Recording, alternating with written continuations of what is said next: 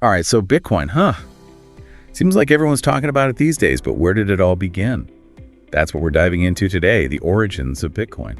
Yeah, and it's a story that's more fascinating than most people realize. It all starts back in 2008. 2008, right? The year the financial world went, well, a little haywire. Exactly. The perfect backdrop for something like Bitcoin to emerge. People were losing faith, traditional banks and institutions looking for alternatives. And then, bam, out of the blue, this white paper appears online. Titled Bitcoin, a peer-to-peer electronic cash system. Catchy?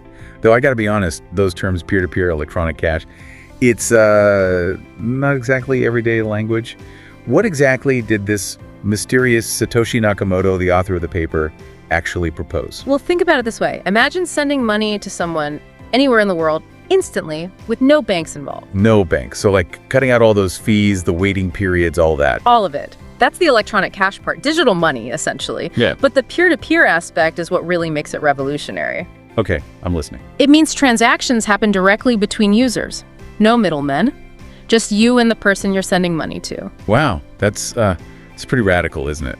It almost sounds too good to be true. It was a pretty bold idea, for sure. And to make it work, Satoshi introduced this concept of the blockchain. The blockchain. Now we're getting into the techie stuff. It sounds complicated, but it's actually a pretty elegant solution. Think of it as a public ledger, a record of every single Bitcoin transaction that's ever happened. Every single one. Yeah, and it's not stored in one place. It's distributed across a network of computers all around the world. Okay, so it's like a giant shared spreadsheet that everyone can see and verify. Exactly. That's what makes it so secure.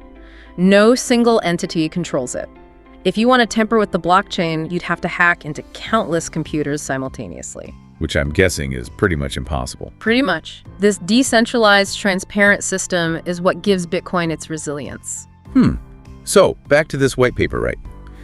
Right. We talked about decentralization, but there was more to it than that, wasn't there? Absolutely. Satoshi envisioned a system that was secure, transparent, and resistant to censorship. So not just about the tech, but also about individual freedom and control, huh? Exactly. Bitcoin was designed to give individuals more power over their own finances. No more relying on banks or governments. You control your own money. And the transparency aspect, that's pretty huge too. Right. Every transaction is recorded on the blockchain, permanently. You can trace the history of any Bitcoin, see where it's been. Which makes it harder for, shady dealings to happen. Exactly. It promotes accountability and honesty. So this Satoshi Nakamoto, whoever they are, they clearly had a pretty clear vision for what they wanted Bitcoin to be. It's remarkable, really. They launched this technology out into the world and then just vanished. Leaving us all to wonder, who was Satoshi? What were they trying to achieve? It's a mystery that continues to fascinate people. But maybe that's part of the appeal, right? The anonymity, the enigma of it all. It definitely adds to the mystique.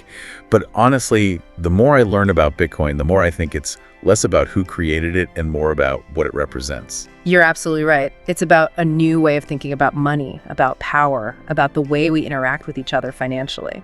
A real challenge to the status quo. Yeah. And it all started with that white paper, released on Halloween 2008. A truly remarkable story, wouldn't you say? And the craziest part is, it's still unfolding.